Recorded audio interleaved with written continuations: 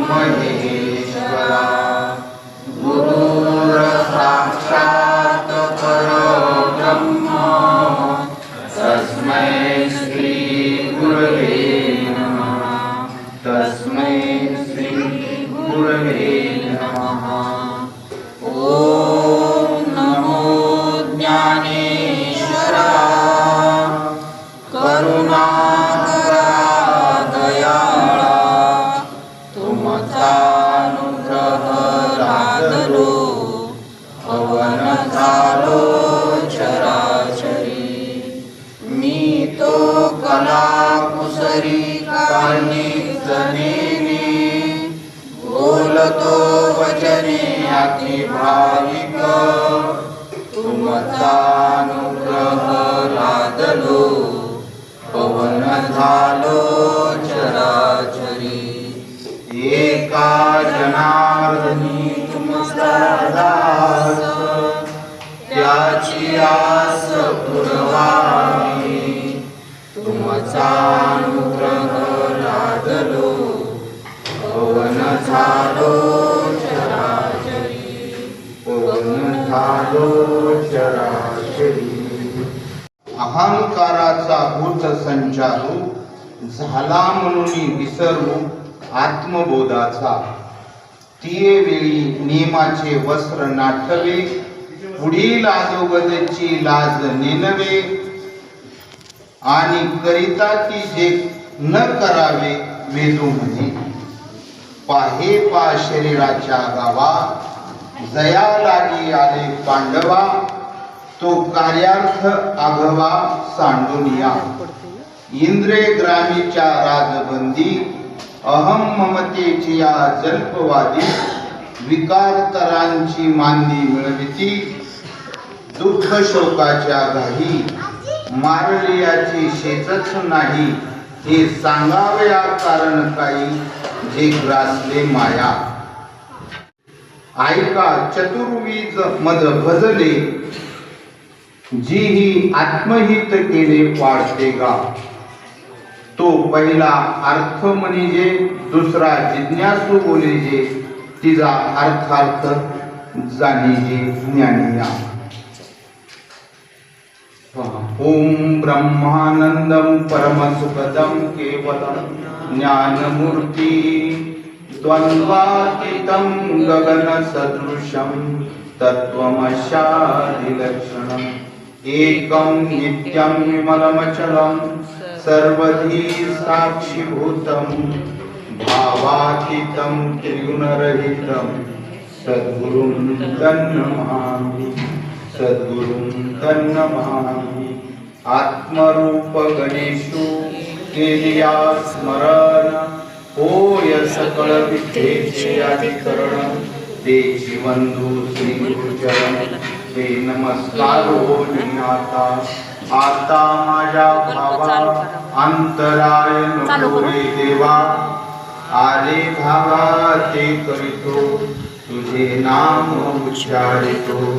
दृढ माझे मन पाळी बांधावे राखण आले भावा ते करीतो तुझे नाम उच्चारितो।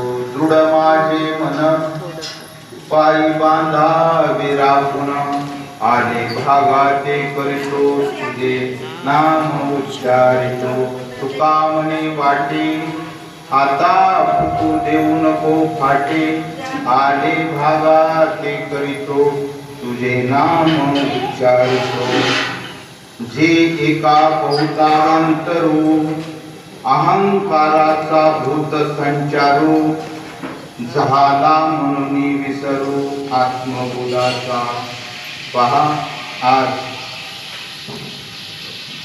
अहिल्याबाई श्रीराम दगडे यांचं प्रथम वर्ष करा। त्यांना जाऊन आपल्यातून 1 वर्ष झालं। पहा जाता बघता बघता दिवस निघून गेला। 1 वर्ष झालं आणि त्या प्रथम वर्षाच्या वर्षराजनिमित्त तुम्ही जमलेले सर्व नातेवाईक सगळे सोयरे अपेक्ष लांबून आलेले आणि तुम्हा सर्व मायबापांच्या साधू संतांच्या सेवेकरी घेतलेली ज्ञानेश्वरी आणि त्या ज्ञानेश्वरीमधल्या अध्याय क्रमांक 7वा आणि त्या 7व्या अध्यायातला 15 आणि 16 क्रमांकाचा श्लोक तुम्हा साधू संतांच्या सेवेसाठी घेतला. पहा, आईला जाऊन 1 वर्ष झालं आणि त्यांचे मालक श्री, त्यांचं कुटुंब श्रीराम आत्माराम दगडे. बघा, आत्माराम आणि त्या आत्मारामाची सगळ्यांनी ओळख वेगळी जन्माला आलं. आणि त्या आत्मारामाला जर विसरलं ना, या जगात काही केलं नाही. बघा, नाव त्यांचं काय माझ्या पित्याने ठेवलं असेल सांगतात. नाव त्यांचं श्रीराम आणि वडिलाचं आत्माराम. पहा ना, अशा नावातच परमार्थ आपला दगडे. श्रीराम आत्माराम दगडे हे त्यांचे मालक. श्री भाऊसाहेब श्रीराम दगडे, त्यांचे 4 मुले हे श्री सुनील श्रीराम दगडे आणि श्री परमेश्वर श्रीराम दगडे, श्री भरत श्रीराम दगडे, असं यांचा परिवार. आईने खूप काहीतरी पुण्य केलेलं आहे.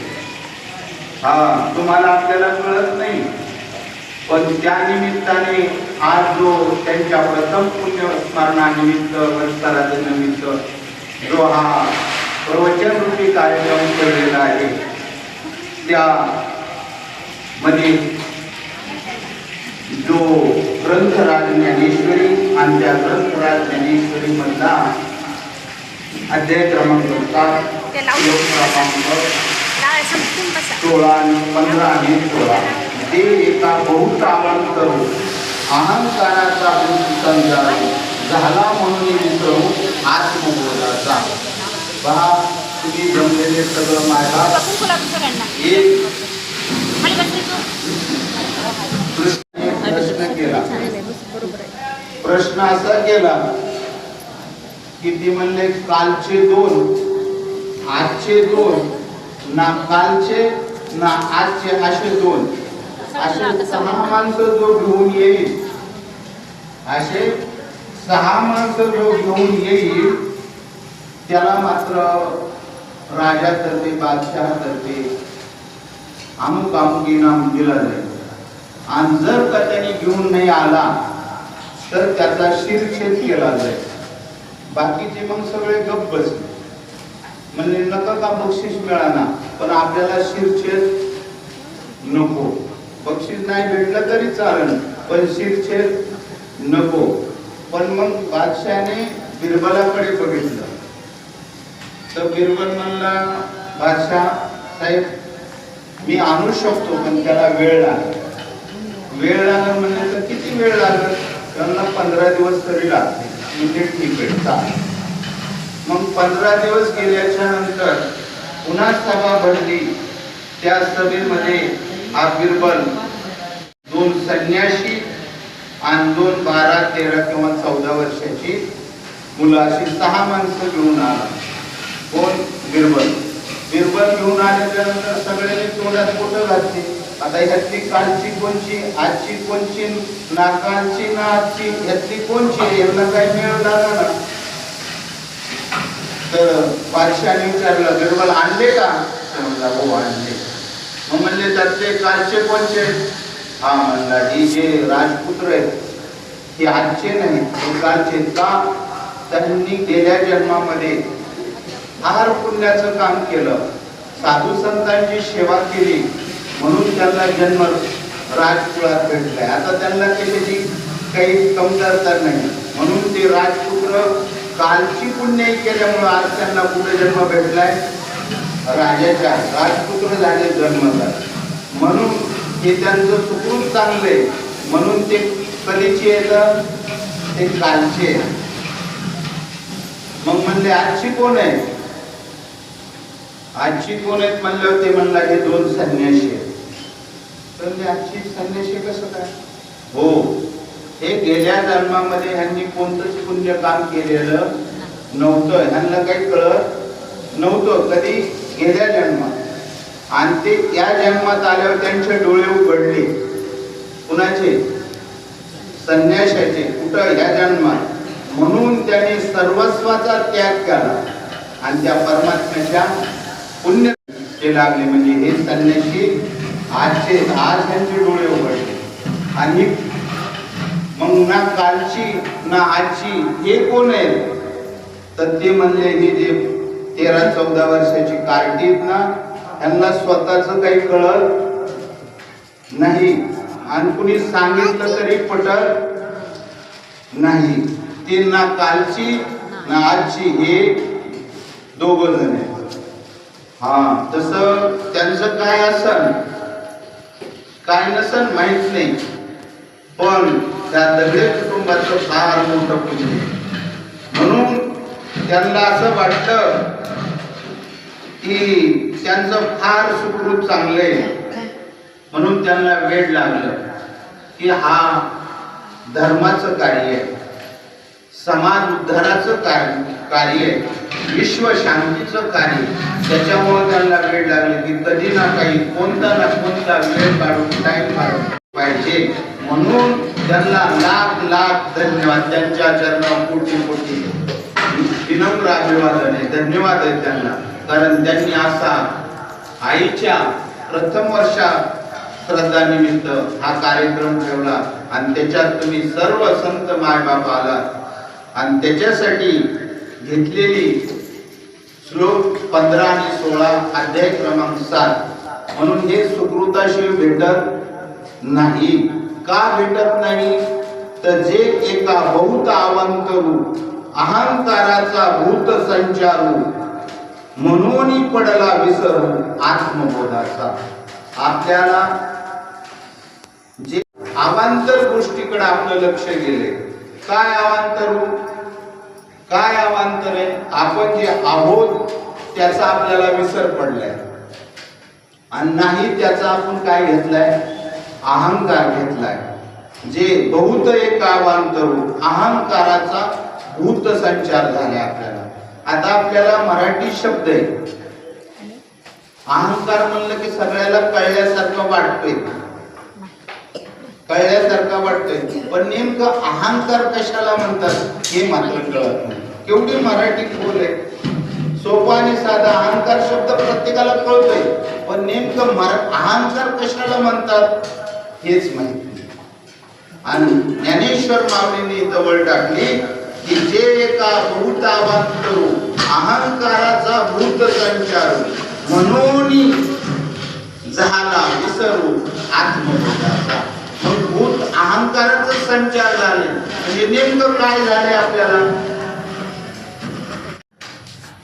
मी पुरुष आहे, मी स्त्री आहे, मी अमुक कर्म करतो, मी चांगलं करतो, मी वाईट करतो, मी अमुक कार्य जे मी करतो, मी आत्मा सोडून मी देह म्हणतो, हाच खरा काय भूत संचार झाला.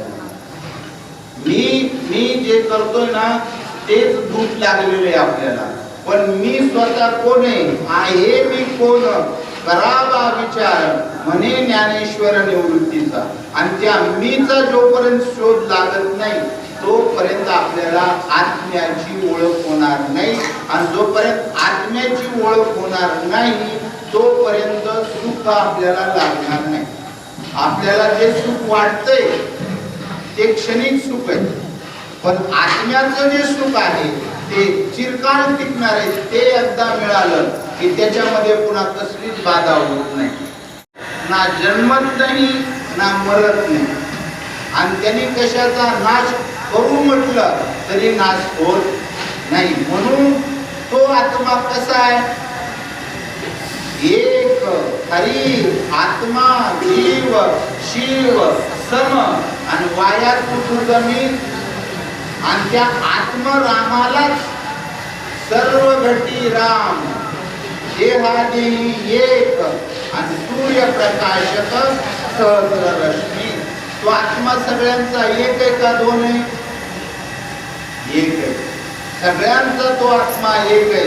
आणि त्या आत्म्याचं दर्शन व्हावा, आत्म्याचं दर्शन व्हावा, आत्म्याची ओळख व्हावा म्हणून आपल्याला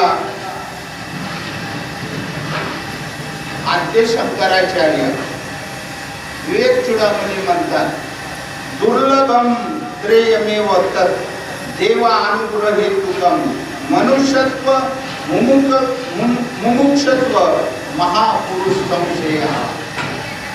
जोपर्यंत आपल्याला देवाचा अनुग्रह व्हावा असं वाटतंय, तर 3 गोष्टी दुर्लभ सांगितल्या त्यांनी. कोणत्या? एक तर मनुष्य जन्म खूप दुर्मिळ आहे.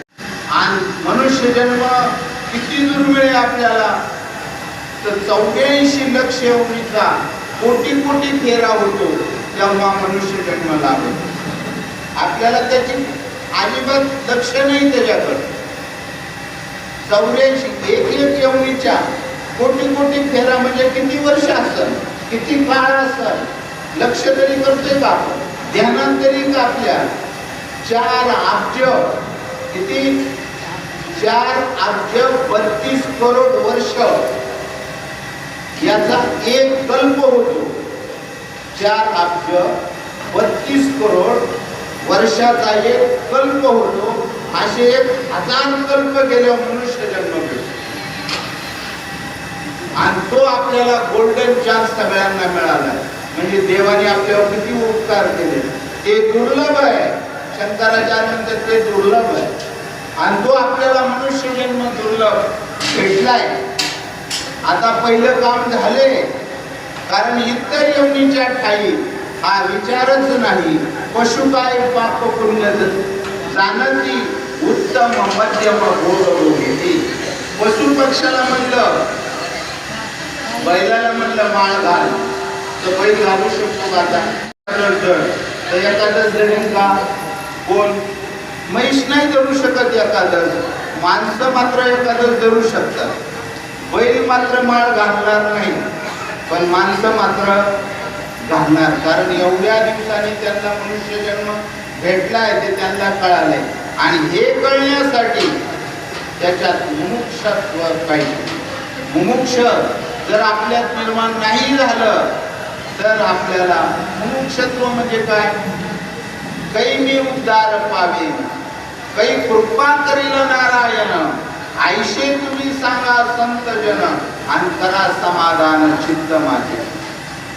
कीर्तनाला गेलो, वारीला गेलो, पंढरपूरला गेलो, जिथं जातो तिथं आपल्या डोक्यात जे संत आहेत त्यांना पहिला हा प्रश्न करायचं, कै मी उद्धार पावेन, कै कृपा करील नारायण, आयशे तुम्ही सांगा सांगा सांगा, हेच सांगा, बाकीचं आम्हाला काही कथा सांगू नका.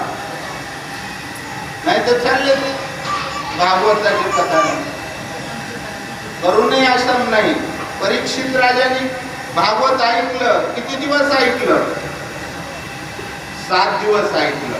आणि 7 दिवसामध्ये त्याचा फैसला झाला. आपल्याला महाराजच म्हणतो 1 बार केलं तर 3 बार करावं लागतं. काय विचार आहे?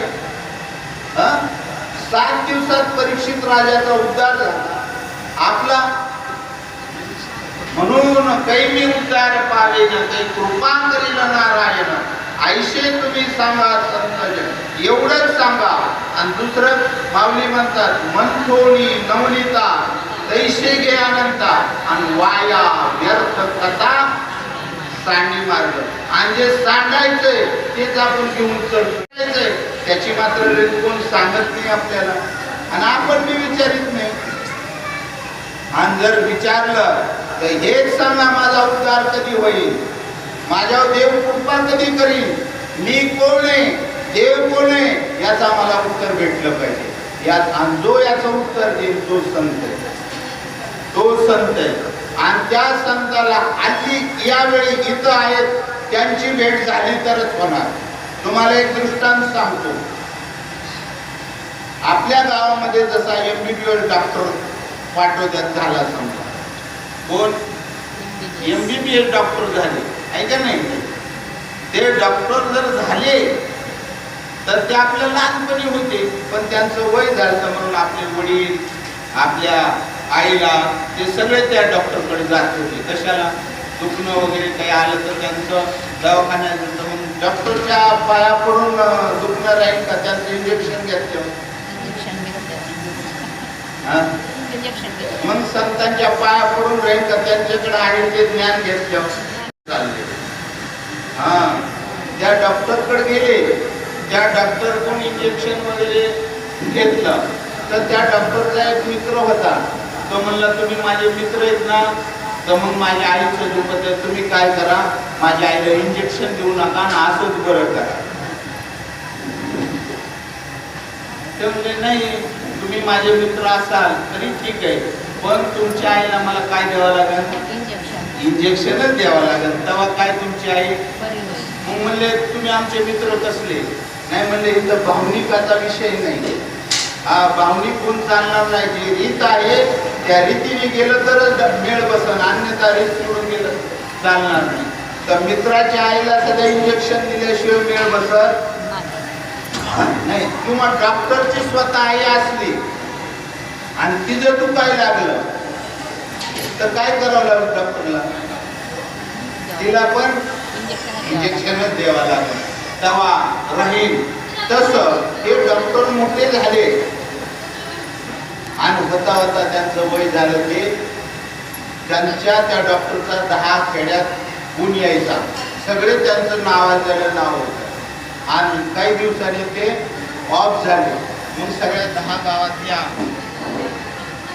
10 गावातल्यांनी ठरवलं आपण काय करू, त्यांचा पुतळा बांधू.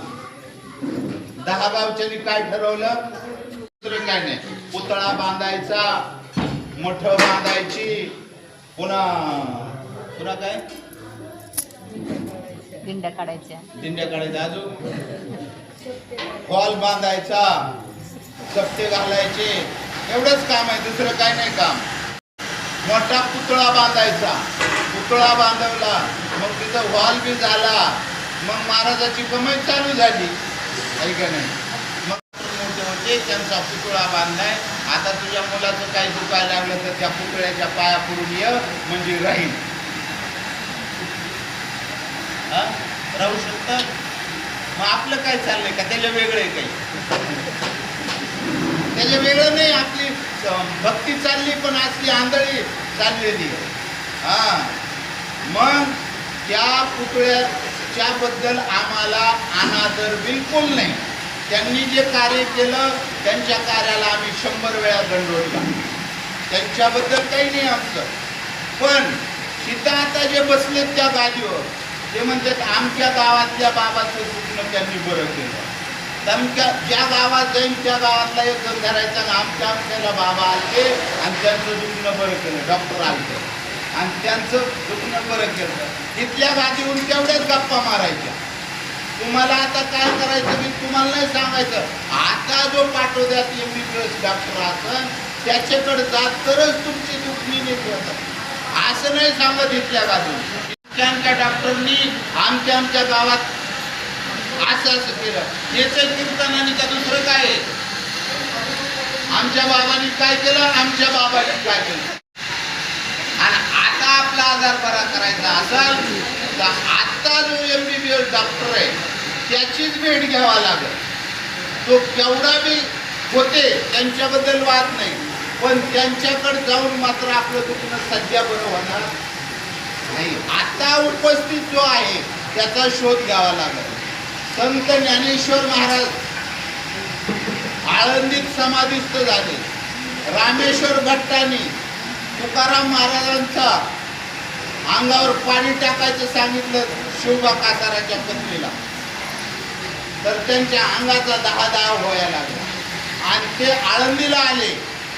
आणि आळंदीला आल्याच्या नंतर माऊलीच्या समाधीवर मस्तक ठेवलं. म्हणजे माऊली माझा 10 होतोय, त्याला काय करू. ते म्हणजे इथं आता काही करणं चालणार नाही, तुला आता तुकाराम ज्यांच्या अंगावर पाणी टाकलं तेच मी अवतारित आहे आणि तिथंच नाव घासावं लागल, तिथंच अनुग्रह घ्यावा लागल, तर आणि तरच तुझा अंगाचा दाट कमेल. माऊलीनी कुणाला, रामेश्वर भट्टांना आज नको का असा दृष्टांत व्हायला. आणि मग तुकाराम महाराजांकडे रामेश्वर भट्ट गेले, तिथं अनुग्रह घेतला, त्यांना अनुभूती आली तुकोबारायांची.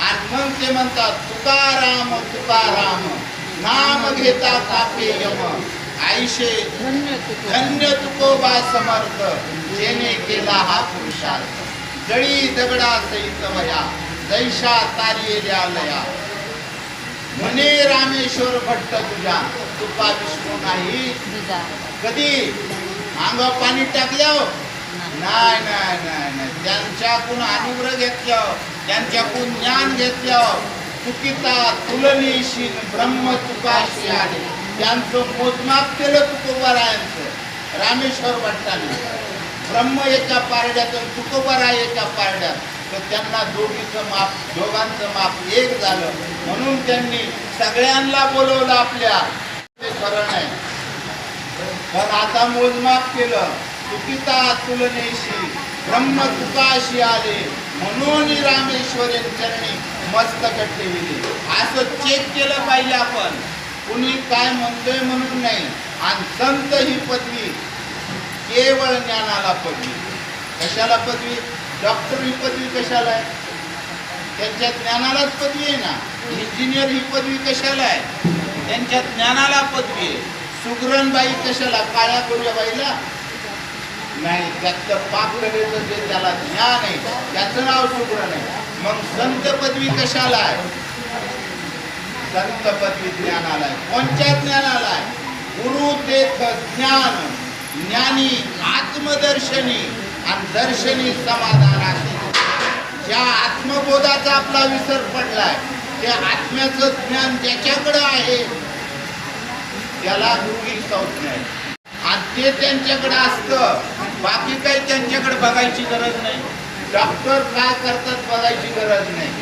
आपल्या दुखण्यावर इंजेक्शन मारून आपलं दुखणं नीट केलं पाहिजे असं ते त्या डॉक्टरचं ज्ञान आहे तसं संताकडे ज्ञान आहे गुरु तेथ ज्ञान ज्ञानी आत्मदर्शनी आणि दर्शनी समाधानाची त्या आत्म्याचं दर्शन झाल्याशिवाय आपल्याला समाधान होणार नाही आपलं जे समाधान आहे ते क्षणभंगूर आहे आता आहे आतमध्ये जशी वृत्ती चालली तसं आहे आता क्षणात समाधान वाटतंय तर लगेच दुःख वाटतंय अनंत विचार डोक्यामध्ये चालू आहेत सगळे आणि त्या विचाराकरीच आपले समाधान बदलते आणि त्या आत्म्याचं दर्शन झाल्याच्या नंतर मग मात्र मन हे राम झाले मन हे राम झाले प्रवृत्ती ग्रसोनी कैसे निवृत्तीशी आले किंवा तुकाराम महाराज म्हणतात तुका म्हणे मग नोहे वृत्तीवरी आणि सुखाचे शेजारी तोडे लो त्या सुखाच्या शेजारी जर आपल्याला जायचं